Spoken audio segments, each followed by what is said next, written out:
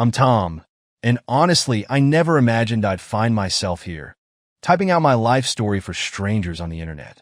But sometimes, life throws you a curveball so unexpected that you find yourself with nowhere else to turn. And here I am on my 50th birthday, just coming off a party that was supposed to celebrate another milestone in what I thought was my quiet, comfortable life. Instead, that night became the moment everything shifted. Let me take a step back. My wife, Lisa, and I have been married for 28 years. We started as high school sweethearts, the kind of couple others looked at and thought had it all figured out. For a long time, it truly felt that way. We have a 24-year-old daughter, Sophie, who has been the light of my life since the day she came into this world. Lisa and Sophie are inseparable, like two peas in a pod.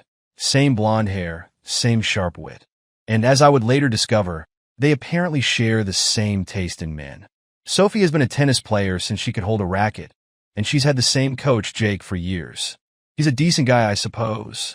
I never thought twice about him coming over for lessons every week since Sophie was in high school. So, when he showed up at the birthday party, I thought nothing of it. He was practically family, always enjoying drinks with us after practice and chatting with Lisa about Sophie's progress. Nothing out of the ordinary, right? Wrong.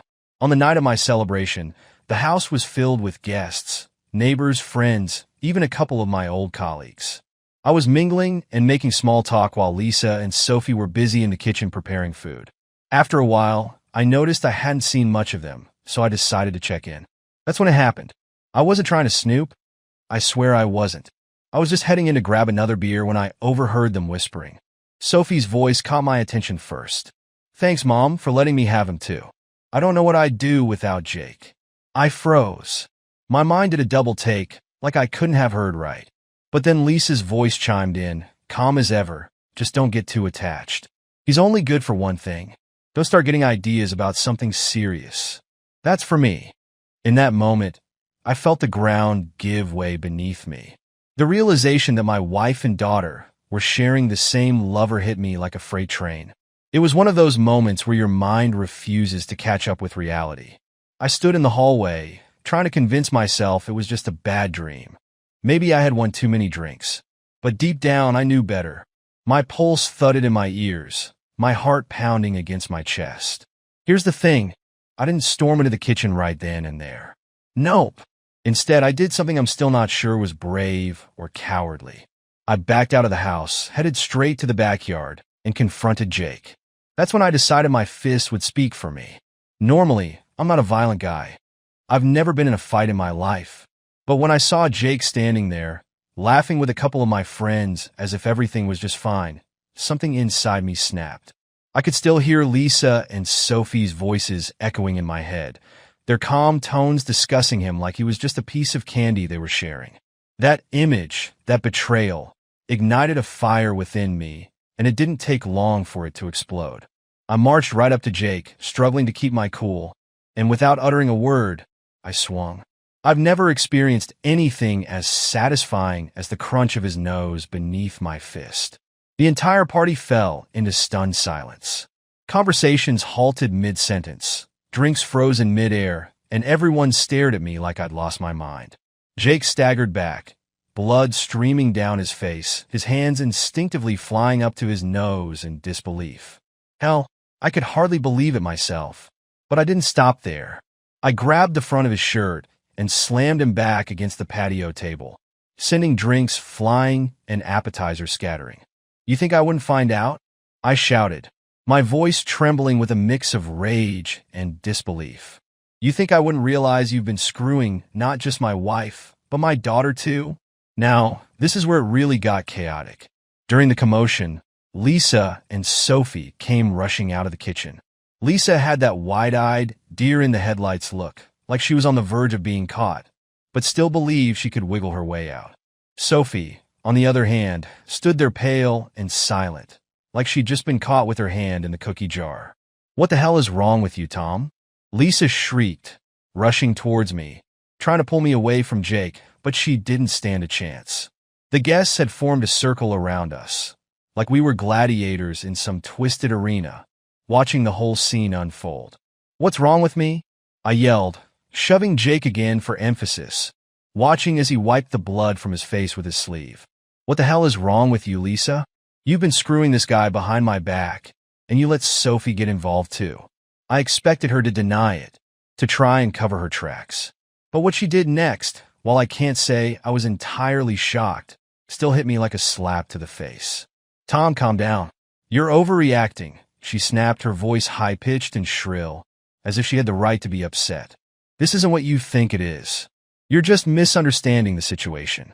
Misunderstanding?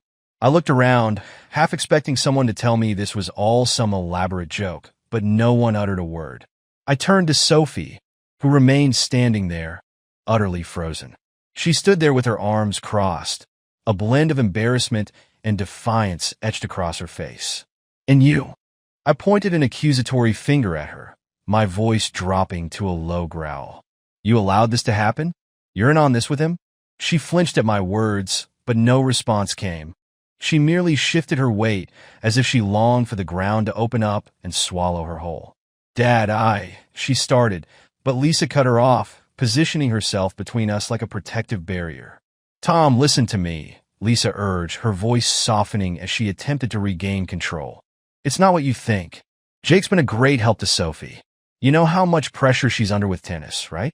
It's been hard on her, and Jake has been there for both of us." "Really?" I could hardly wrap my head around her reasoning. "Helping? Is that what you call it? How naive do you think I am, Lisa?" "Don't start hurling insults, Tom," she snapped back, her tone piercing. "You think you're some kind of saint? You've been so distant for years, more focused on your job than this family. You've been blind to what's been happening around you. And now you want to act like the victim? Spare me." I blinked, taken aback. Was she really trying to shift the blame onto me? She was the one cheating on me with our daughter's tennis coach. Yet somehow, in her twisted logic, it was my fault for not noticing. "What about Sophie?" I demanded, my voice shaking with fury. "What's your excuse for dragging her into this twisted game?" That was when Sophie finally spoke up, her voice quiet, but filled with a surprising resolve. "It wasn't like that, Dad. Jake's been helping me mentally and emotionally. Mom said it was fine. I didn't think." I cut her off, unable to listen any longer. "Enough. Just stop." I turned away from them, glancing at the party guests who stood awkwardly, sipping their drinks, pretending not to witness the complete collapse of my family. Jake, still nursing his broken nose, attempted to speak again. "Tom, man, I shot him a glare, my voice icy. Get out of here, Jake. Now." He didn't need to be told twice. He stumbled toward the gate, his demeanor utterly defeated, blood splattered across his face. As I watched him leave, the gravity of the situation began to fully hit me. My wife and daughter, both entangled with him. How had my life spiraled into this chaos? As Jake slunk out the gate, clutching his nose, I turned back to Lisa and Sophie. They stood side by side, but the gulf between us felt insurmountable. Lisa glared at me, arms crossed as if I were the one who had committed the betrayal. Sophie, on the other hand, looked lost and fragile. She hadn't uttered a word since her weak attempt to justify the indefensible. It was painfully clear she didn't know how to navigate this tangled mess we found ourselves in. "Tom, can we discuss this inside?" Lisa asked, her voice tense, clearly trying to wrest back control. She glanced around at the guests, most either pretending not to watch or murmuring to one another, clearly engrossed in our family's unraveling. I let out a bitter laugh that felt foreign to me. "You want to talk about this now? After everything that's happened?" I shook my head in disbelief at her audacity. "No, Lisa, we're well past the talking stage." She rolled her eyes and threw her hands up, treating me like I was the unreasonable one. "Oh, grow up, Tom. This isn't the end of the world. We can handle this maturely. Stop making a scene." "Making a scene?" I retorted, my voice rising again. "You had an affair with our daughter's coach." "Our daughter? And you think I'm the one making a scene? You've completely lost your mind, Lisa." By now, guests were beginning to filter out, mumbling half-hearted excuses about needing to get up early or having babysitters waiting. But I couldn't care less. Let them go. Let everyone witness this catastrophe unfold. I had no intention of hiding this shame to save face, and I certainly wasn't going to play the part of the oblivious husband any longer. I turned my gaze back to Sophie, hoping against hope that she might say something. Anything to make sense of this nightmare, that she'd provide a reason for why this was happening. But she just stood there, her face flushed with embarrassment, her eyes darting around as if she couldn't bear to meet my gaze. "So, this is it?" I asked, my voice quieter now, but still simmering with anger. "You're both just going to stand there and pretend this is normal? Like I'm the one overreacting?" Lisa sighed, her frustration boiling over as she tried to assert control over the narrative. "Tom, I don't want this to happen. Things between us have been off for years. You're hardly ever around, always wrapped up in work. You haven't even seen what's going on with Sophie's tennis or the challenges she's facing." I stared at her in disbelief. "So that's your excuse? You cheated on me because I was working hard to support this family? Because I wasn't spending enough time obsessing over Sophie's tennis career?" She rolled her eyes, dismissing my feelings like I was a child throwing a tantrum. "You just don't understand. Jake was there for both of us. And yes, maybe things crossed the line, but you're acting like this was some premeditated affair. It wasn't. It just happened." I could hardly process what I was hearing. "It just happened, Lisa? Do you even hear yourself? You're admitting to sleeping with another man and letting our daughter do the same. And you think it's no big deal because it just happened?" Sophie, who had remained quiet, finally spoke again, her voice trembling. "Dad, it wasn't like that. Mom didn't." I raised my hand, cutting her off. "I don't want to hear it, Sophie. I don't care about your excuses. You're an adult. You knew exactly what you were doing." She flinched at my words, but in that moment, I couldn't muster any sympathy. "Not after everything. I've given everything to this family," I said, my voice shaking with barely restrained rage. "Everything. And this is how you repay me?" With lies and betrayal hanging in the air, Lisa took a step forward, her voice suddenly softening as if she believed she could smooth things over. "Tom, please. We can work through this. It's not that I don't care about you. Things just got complicated. We can go to counseling. We can fix this." That's when I completely lost it. "Fix this?" I shouted, my voice reverberating across the now deserted backyard. "There's no fixing this, Lisa. You can't fix what's broken. You slept with another man and dragged our daughter into it. What the hell is wrong with you?" She opened her mouth to reply, but I cut her off. "You know what? I'm done. I'm done with your lies, your manipulations, everything. You and Sophie need to pack your things and get out." For the first time, genuine shock washed over Lisa's face. "Tom, you can't be serious. Where are we supposed to go?" "I don't care," I replied, my voice steady. "Go stay with Jake for all I care. But you're not staying here. Not after what you've done." Sophie's expression crumpled, and she looked on the verge of tears, while Lisa stood there, her eyes narrowing as she realized I wasn't bluffing. This was real. I was actually kicking them out. "Fine," she snapped, her voice cold and cutting. "If that's how you want to play it, then fine. We'll leave. But don't think for a second that this is over. You're not the only one who gets a say in this marriage." I didn't respond. I simply turned and walked back into the house, my heart racing, my mind in chaos. Part of me was still in shock, struggling to wrap my head around the fact that my wife and daughter, my family, had betrayed me in such a profound way. But another part of me felt a strange sense of relief, because I was done with the lies, done pretending that everything was okay. I had no idea what would come next, but one thing was clear. I wouldn't allow Lisa to control my life any longer. As I slammed the door behind me, the silence that followed was deafening. My heart pounded in my chest, and my hands trembled, but beneath the adrenaline surged something that felt disturbingly like peace. That sensation was foreign to me. For years, I had lived under a cloud of obligation. I worked long hours, paid the bills, and did everything possible to provide for my family. Meanwhile, what had Lisa been doing? Lying to me? Cheating on me? And my daughter, my own daughter, was complicit in this madness. I had always assumed that when things went awry, it would be due to external factors, financial struggles, health issues. Never this. Never the people closest to me wielding the knife themselves. I could hear them outside, still whispering, probably plotting their next move. Honestly, I couldn't care less about what they decided to do. Lisa could go spin her web of lies elsewhere.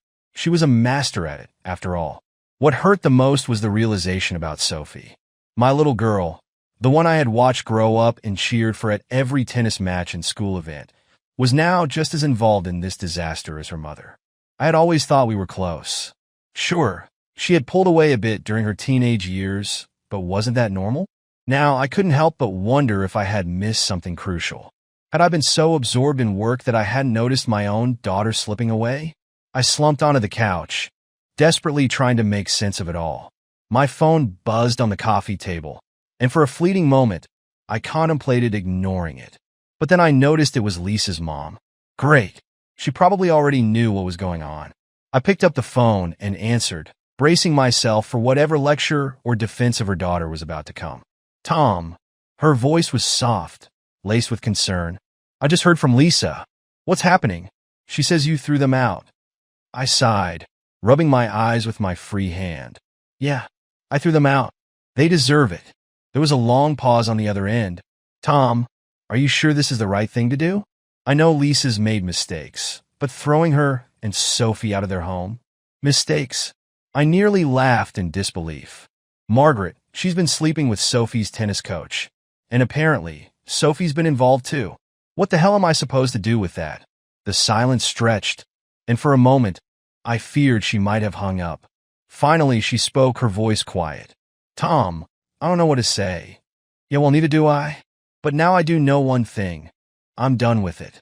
Are you really going to go through with this? She asked, her voice trembling. Divorce? Kicking them out? I leaned back on the couch, staring at the ceiling. Kathy, I don't see any other option. I can't trust Lisa anymore. And Sophie. My voice faltered momentarily. I don't even know who she is right now. Tom, don't do something you'll regret. I know this is awful. God, I can't even imagine what you're feeling. But maybe with time, things can be worked out. Maybe it's not as bad as it seems. I shook my head, even though she couldn't see me. It's worse, Kathy. It's way worse. And I'm not sure there's anything left to salvage. We sat in silence for a while, both at a loss for words. Kathy, bless her, was likely trying to think of a way to fix this mess, but it wasn't her burden to bear. Finally, she spoke up. If they need a place to stay, I hope you're okay with that.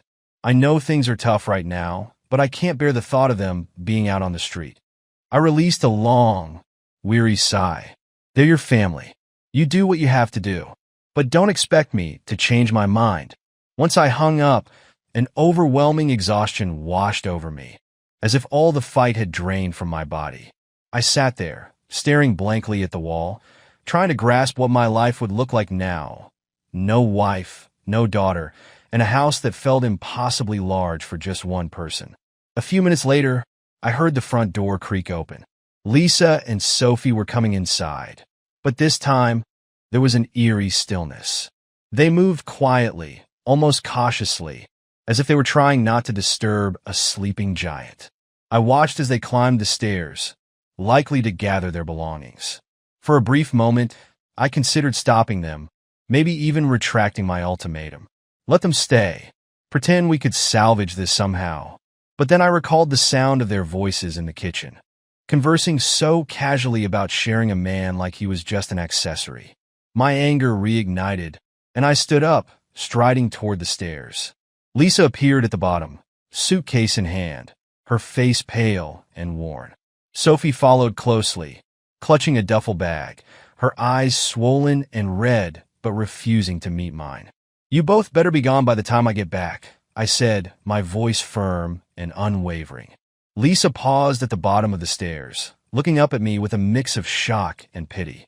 You're really doing this? I am, I replied, my jaw clenched. She sighed, shaking her head in disbelief. You'll regret this, Tom. You'll see. You're throwing away your family for nothing. For nothing? I shot back, my voice rising with disbelief. I'm throwing away my family because you already did. She fell silent, merely walking past me, Sophie trailing behind as they headed to the door. I heard the soft click of it closing behind them, and suddenly, I was left alone in a house that had, just hours ago, felt like home. The silence that followed was almost unbearable. After Lisa and Sophie left, the quiet enveloped me like a heavy fog. I could hear every creak of the floorboards, every gust of wind rattling the windows. For a moment, I stood rooted to the spot, staring at the door, waiting for the reality of what had just happened to hit me. When it finally did, it felt like a gut punch. I was utterly alone, completely, irrevocably alone. My wife of 28 years was gone, and my daughter, my own daughter, had left with her. The house that had once echoed with laughter during family dinners and the joyful noise of Sophie's tennis practice now felt desolate, lifeless, and cold. I tried to convince myself that this was the best course of action, that I had made the right choice in kicking them out. I couldn't share a roof with two people who had betrayed me in such profound ways. But the longer I stood there, the more uncertainty crept in. Had I acted too hastily? Could I have handled things differently? Was this really a mistake? I opened the fridge and grabbed a beer, sinking into a chair at the kitchen table as I sought to calm the tempest brewing inside me. The cold glass felt grounding in my hands, something solid to cling to when everything else felt unreal. I took a long swig, but the beer offered little relief from the pain that pressed in on me from all sides. My mind drifted back to that moment earlier in the day when I had walked into the kitchen and overheard the whispered conversation between Lisa and Sophie. The shock of their words, the realization that everything I thought I knew was a lie. It all played out in my head, slow and agonizing. I couldn't shake the haunting image of Sophie, my little girl, laughing with her mother about sharing Jake as if it were the most normal thing in the world. The two women I had cherished most had conspired against me, treating me like some oblivious fool. The pain was more than I could articulate. I leaned back in my chair, gazing up at the ceiling, pondering where it all went wrong. Lisa and I hadn't had a perfect marriage, sure, but who did? We had our ups and downs like anyone else.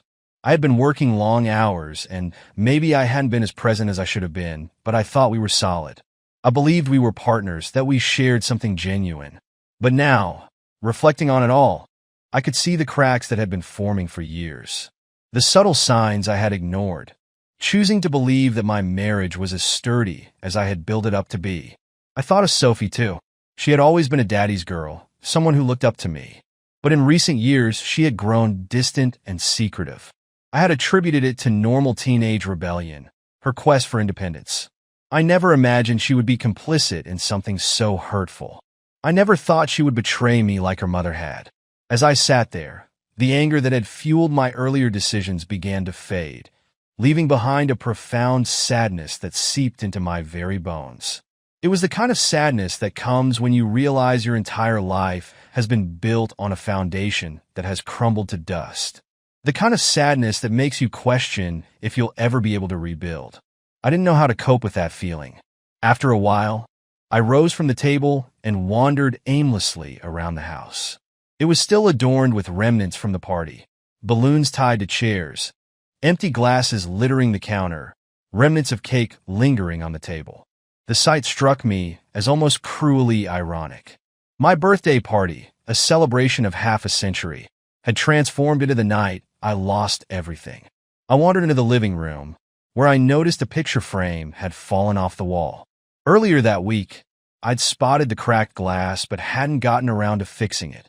I picked it up and stared at the photo inside, a snapshot of me, Lisa, and Sophie from a vacation long ago. We looked blissful, carefree, the epitome of a happy family. Holding the broken frame in my hands, I felt an ache in my chest. Had that happiness ever been real, or had it been just another lie? I contemplated calling someone, maybe a buddy or my sister, but the thought of explaining the situation was too humiliating.